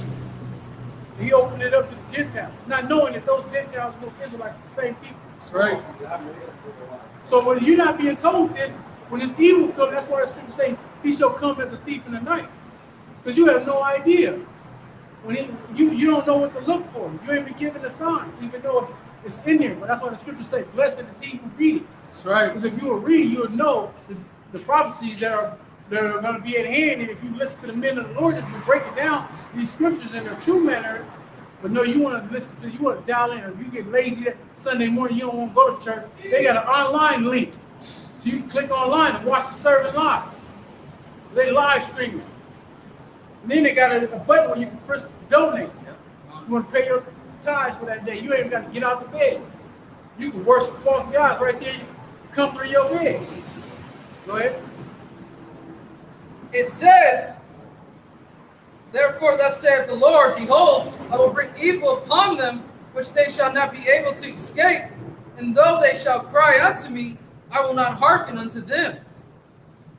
Then shall the cities of Judah and the inhabitants of Jerusalem go and cry unto the gods unto whom they offer incense, but they shall not save them at all in the time of their trouble. Oh, wait a minute, hold up, time out. So that little, medallion you had, or that cross that you got, or them rosary beads that you keep near and dear to you, that you put entwined in your fingers when you get on your knees and you pray the Christos Christos, you pray the Caesar Rosier.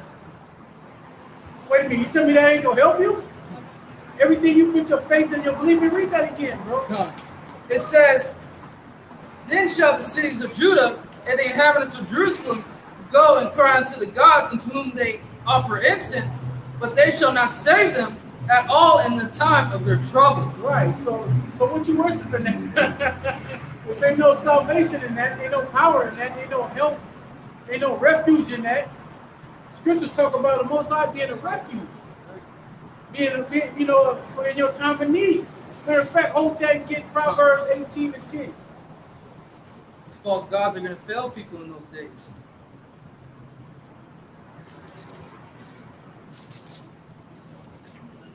Because you're supposed to worship a living power. That's right.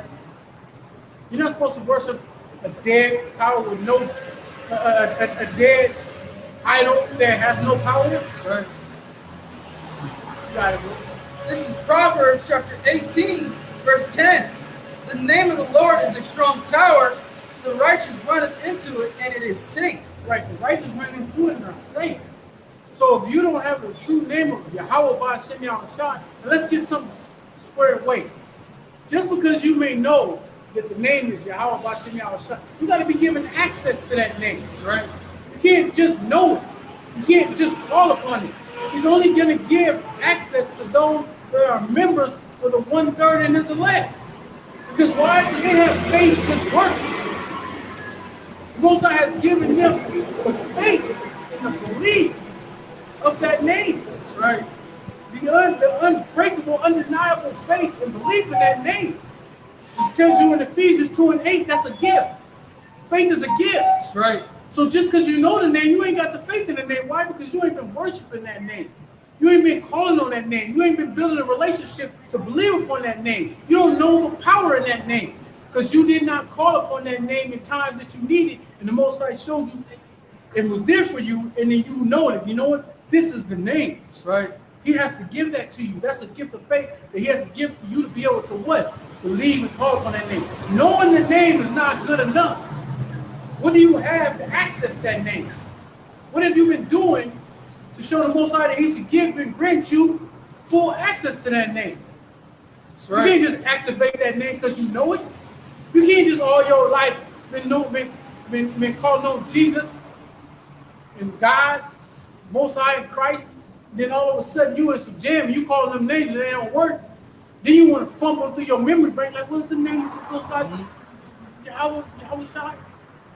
You can know it all day long. That's right. Don't mean that you have abilities to the power that lies in that name. That's only given to his chosen elect. That's right. And if you're not one of them, it's better off you don't even know the name. That's right. Because that's only going to what? That's only going to tease you. Because you may see men that have full access to that name, use that name and escape from their danger, or get out of or be given what they need in that time. That's right. Primarily the stability. That's right. Stable mind. Knowing that the thing that's going on. And you go calling on that name because you heard this man call on it and the power that was given to him when he called on that name. And you go to use the name and then you get overtaken. Why? Because that name is not for you. That's right. If you're an Israelite, you don't get that name to the kingdom. You don't deserve that name on this side because you've been worshiping false idols all this time. Esau put them idols out there, you can worship in every city. Go ahead, bro. It says, the name of the Lord is a strong tower. The righteous run into it, and it is safe. Because, like, go back to Jeremiah. Because like he was going into, the righteous run into the name, meaning the righteous call upon that name and are saved. I'll be over. Okay. Thank you. Yep. This is Jeremiah chapter 11, verse 12. Then shall the cities of Judah and the inhabitants of Jerusalem go and cry unto the gods unto whom they offer incense, but they shall not save them at all in the time of their trouble. Verse 13, for according to the number of thy cities were thy gods, O Judah, and according to the number of the streets of Jerusalem have ye set up altars to that shameful thing, even altars to burn incense unto Baal. Yeah, you've been setting up altars so you can have your funny little worship for your idol. Because that's what you believed in. That's what you thought was your power. You've been worshiping Baal. You've been worshiping, all these different false deities and all these different fake powers. That's right. Well, hold that and get Romans 11 and 7. So you don't get to like hopscotch. You don't get to jump in and jump out. You don't get to, I was doing this all the time. It's only a small amount of people that the Most High is gonna put His Spirit on. That's right. And they gonna get it, and they gonna turn, and they gonna worship the Most High in the Spirit and in the truth. The majority, two-thirds of our people, it's a wash for you. That's right. It's a wrap. This is Romans chapter 11, verse 7. What then? Israel hath not obtained that which he seeketh for? So you've been worshiping these other false deities, other gods. And Scripture just said in Jeremiah that those gods you've been lighting incense to and praying to will not help you. So have you obtained what you're seeking? Have you been worshiping these other powers? It's not a real true power? Go ahead. It says, what then? Israel hath not obtained that which he seeketh for? But the election hath obtained it, and the rest were blinded. The elect have obtained it, and the rest were blinded. You're right. still blinded. The men out here are pushing. Matter of fact, go to Isaiah 6 and 9. The men been out on these corners every week, bro. From growing. This truth been growing. That's right. It's just been, it's like a snowball effect. It's like there's nothing stopping it. Yeah. He's going to do everything he wanted to do. It's not stopping. It's just growing to a massive level, to the point. It's not just Great Millstone and all across the four corners of different countries, but some of these other Israelite groups and what they're pushing, even though they're not pushing 100% truth, whatever they're pushing is growing too. So everywhere you look, it's just Israelite thing. It's Israelite thing here, it's Israelite thing here. It's just all over. You can't do nothing about it. It's manifested before Esau's eye. The Most High is putting this type of pressure on you. That's right. This is pressure, man. This is full pressure. Huh. If you're into any type of sports, in basketball it's called a full court press. It's where they pick you up from one end of the court to the other end of the court. They own you, pressing you. In football, it's called blitz. You're being blitzed right now. Esau, you're being spiritually blitzed. That's right. 2/3 of our people, you getting blitzed too. That's right. Because you're a heathen just like them. Go ahead. This is Isaiah chapter 6, verse 9. And he said, go and tell this people, hear ye indeed, but understand not, and see ye indeed, but perceive not. Make the heart of this people fat, and make their ears heavy. The heart of these people represents your mind. And your mind sits in between your ears. So he said, make that fat. Ain't nothing can penetrate. Nothing can get in. It's too fat. Their mind is too fat. Most of their minds is fat on the lies that they gravitate to. Go ahead. It says, make the heart of this people fat, and their ears heavy, and shut their eyes, lest they see with their eyes, and hear with their ears, and understand with their heart, and convert, and be healed. You will be healed. So what does that tell you? It's healing in this truth. That's right. It's healing in this truth. It's protection in this truth. It's providing in this truth. Now give me Isaiah 33:6. Come. Because having this truth and knowing the Yahweh Hashem Yahushua is going to give you comfort. When everything happens, we're going to go back to Jeremiah 11. He said when he brings this evil upon these people, these people ain't going to be able to escape it. Right. Which means it's going to hit them mentally, then it's going to go on to them physically. That's right. When you read in Proverbs, the first chapter, it says, "Will laugh until calamities come." Man, this is deep, bro. That's right. Go ahead, you got it. This is Isaiah chapter 33, verse 6. And wisdom and knowledge shall be the stability of thy times and the strength of salvation. And what? It says, "In wisdom and knowledge shall be the stability of thy times." So wisdom and knowledge is going to keep you stable in those times. And strength of salvation. Strength. That's a key component to that precept right there, that scripture. What does it mean by strength?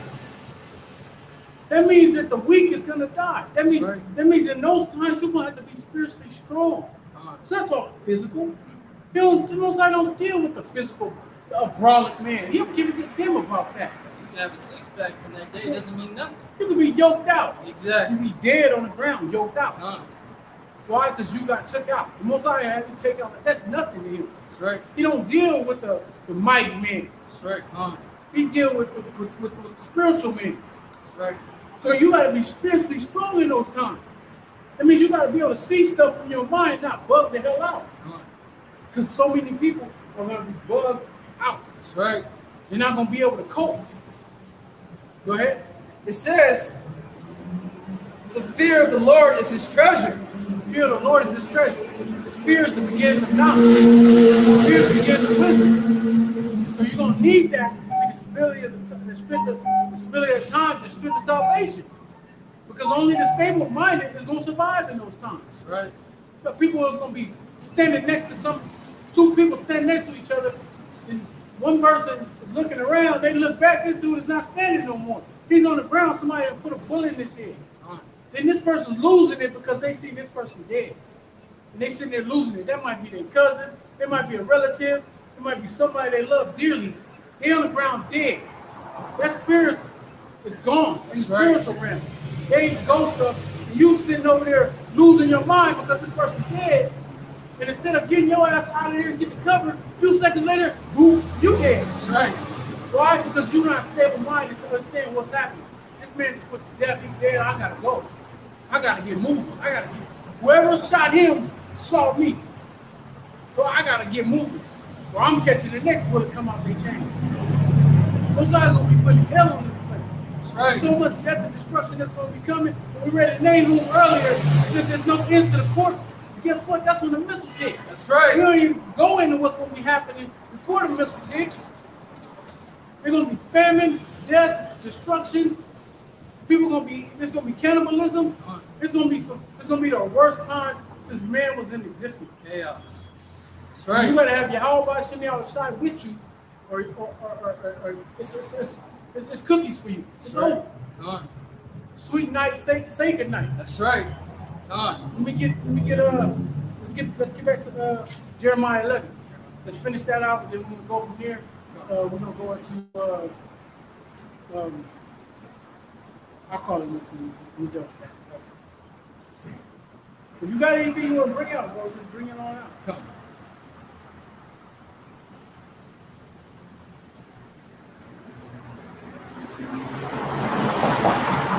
These people have no idea. You want your life back. You want the COVID done took over your little measly life. You want it back. Well, you'll never get it back. It'll never be the same. That's right. Most High, when these prophecies come, the scriptures say they're gonna come one after another swiftly. They're gonna keep coming. Prophecies ain't got no breaks. Ain't no reverse. Ain't no going back to how your life was. It's all gas. That's right. And that's how it's been. It's all green lights, all gas. On these prophecies, they're becoming more and more, heavier and heavier. This is Jeremiah chapter 11, verse 14. Therefore, pray not thou for this people, neither lift up a cry of prayer for them, for I will not hear them in the time that they cry unto me for their trouble. So Jeremiah was, was told not to cry, not to lift up a prayer of cry for these people. Because the scripture already said that when he brings this evil upon them, they won't be able to escape it. So praying for them does no good. They're going to be caught up fully into that evil. Go ahead. It says, verse 15, what hath my beloved to do in my house, seeing she hath wrought lewdness with many, and the holy flesh is passed from thee? When thou doest evil, then thou rejoicest. Right. And there will be some rejoicing. Because when the men of the Lord see us, we put it let's stay on that. When the Lord sees all these prophecies happening and these people that deserve the judgment that's going to be coming their way, it's going to be rejoicing. The angels are going to rejoice and the Most High is going to rejoice. Because the time has come. That's right. And then guess who else going to be full rejoicing? Yahweh Shah. He's going to be sitting on there like, tag me in. Let's go. Let me go. Let me go get him now. Come on, Dad. Let me go. Let me go, Father. That's right. He's going to be praying to the Most High like, can I go now? Can I go now? That's Right. right. Like, Jesus, you're going to get it all. It'll be yours. I'm going to give it to you. You're going to have it all. That's right. You're going to let you get it all. You're going to play. But he has to have patience. Because he don't know the hour. He don't know the time when more than go get my children. Go get them. Go get mine elect and go put everybody else to death. That's right. That's what he's going to do. And that's what you know what your house I going to do? He's going to go, man. Right. Chariots don't need to gas up. You got to get ready for war. Angels are already ready. You know what I'm saying? If you stay ready, they got to get ready. They've been ready. Been ready. You got something? It says, That's it on that Jeremiah. You have anything you want to bring up? yes. Bring it on up, bro. This is Micah chapter 2, verse 10. Yes. Arise ye and depart, for this is not your rest, because it is polluted. It shall destroy you, even with the sword destruction. That's beautiful, bro. This is not our rest. We that the Lord willing to hope for elect, the servants of the Most High, we know this is not our rest. So we don't try to build a home that we know is on fire, that's going to burn down.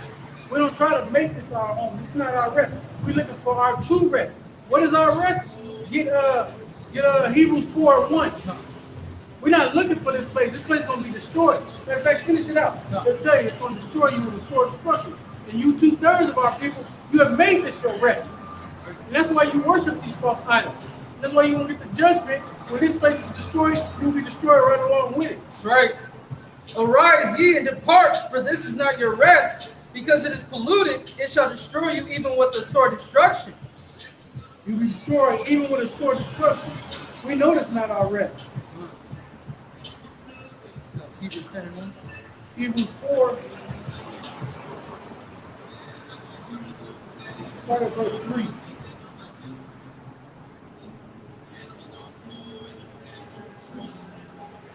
Actually, start from the top. Bro. So start at verse 1. Because there's a rest that's prepared for the Most High, for the 1/3 of the elect. That's right. This is Hebrews chapter 4, verse 1. Let us therefore fear, lest a promise being left us of entering into his rest, any of you should seem to come short of it. For unto us was the gospel preached as well as unto the but the word preached did not profit them, not being mixed with faith in them that heard it. Right. Some people come into the truth and they hear it and then they endure for a certain time. Then it wasn't profitable to them. And they fall out. They didn't enter into that rest. They entered right back into the world, making this place their rest. Like the brother just read in Micah 2 and 10. Go ahead. Verse 3,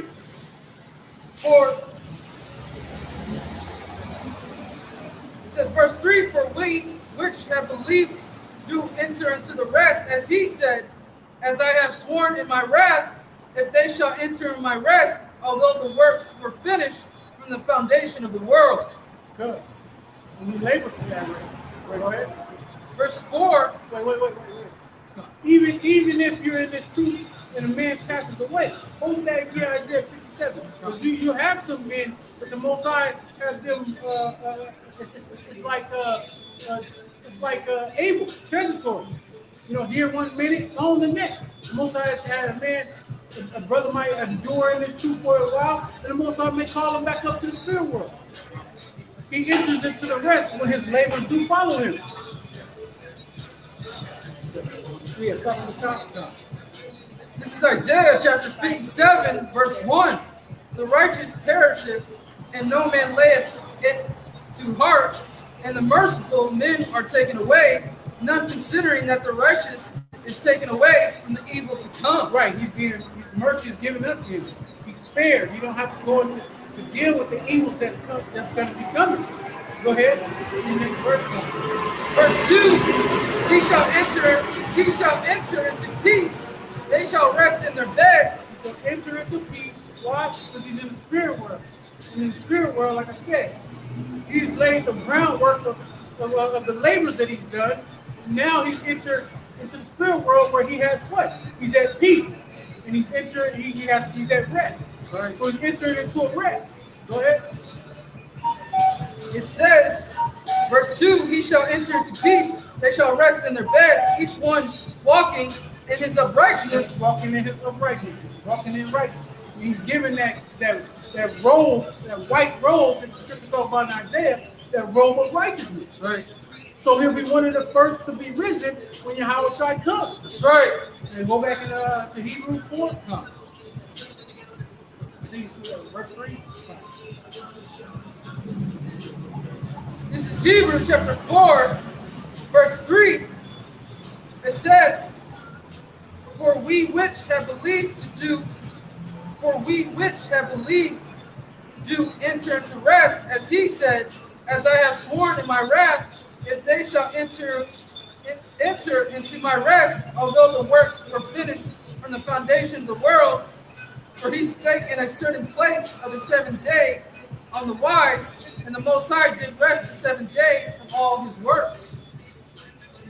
And in this place again, if they shall enter into my rest, seeing therefore it remaineth that some must enter therein, and they to whom it was first preached enter not in because of unbelief. Right. There's some that enter in, they don't have unbelief. I mean, they don't have true belief. They haven't given that. Matter of fact, since we quoted a couple times, go to Ephesians 2:8. They haven't been given the full faith to have the true belief, like to continue, like to ultimately believe. That's why the scriptures say, many are called, but only chosen a few. Because a lot of those that are called, they entered into that rest without full belief. So they're going to fall by the wayside, or they won't be defended, because they're going to lose patience. Ephesians 2:8.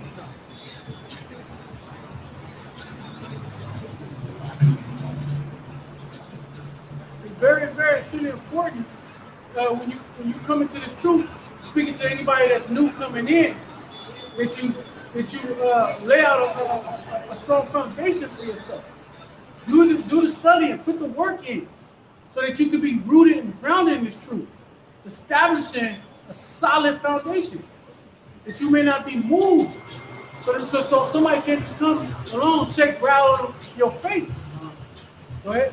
This is Ephesians chapter 2, verse 8. For by grace are ye saved through faith, and that not of yourselves, it is the gift of the Most High. Right, so when you're given that gift, see, it's a process, right? When the Most High come to you, let's get that. Go to Revelations 3:19. Start at 20. Yeah. So the Most High, if he has he considering you, he's gonna get your attention. There's gonna be some ways that he's gonna gather up ways to get your attention. There's gonna be signs. Right. There's gonna be some certain signs that's gonna be coming around. You just gotta pick up on the sign. Because ultimately he's gonna knock on your door. Right. Go ahead. This is Revelation chapter 3, verse 18. No, 20. 3 and 20. Behold, I stand at the door and knock. If any man hear my voice and open the door, I will come in to him and will sup with him and he with me. Right. So he's gonna He done considered you. He's gonna get your attention. He's gonna knock on your door. I mean, he's gonna let him knocking on your door. Might be you bumping into a camp. Might be you being on YouTube, and all of a sudden a truth video come your way. And then next, you watch the video. And you keep watching. Or somebody might introduce you to the truth. Somebody that's in the truth, or somebody that's, hey man, you see no Israelites, man? And they be out there on the border. Let's go check them out. He's gonna find some way you can see the video, or you can see a camp. And then he's gonna knock. And then if you open the door, like I said, he will sup with you. You keep coming out, or keep watching the videos, or keep coming out, he's gonna sup with you, and then you will enter into that rest. You're gonna become a part of the labor. You're gonna labor, and then you're gonna be a servant of the Most High. So it's a key components that come with that. Because you have demons on you. It's a precise demon that's been following you from the moment you entered into the chains of darkness. You came out the womb in these chains of darkness, which is his flesh, his bodies, these corruptible bodies we have, these carnal bodies, carnal fleshly bodies we have.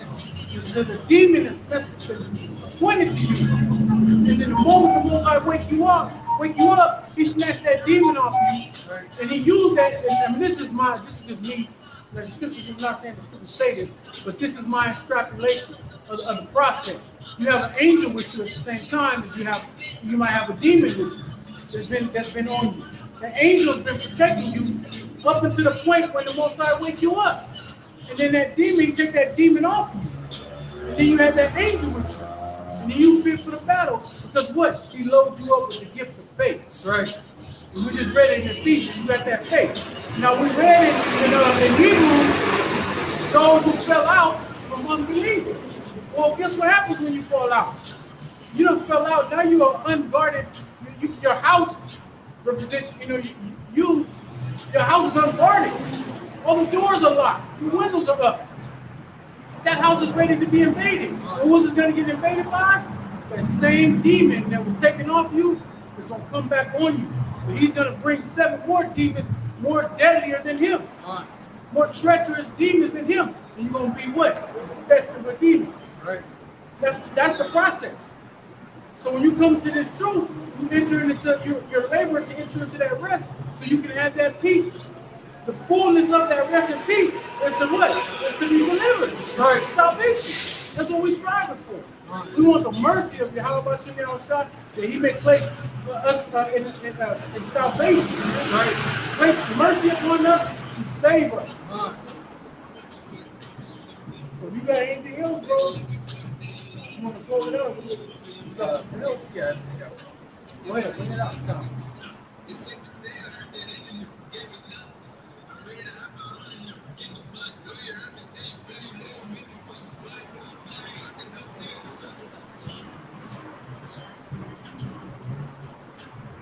Oh, come. Actually, we brought this up earlier.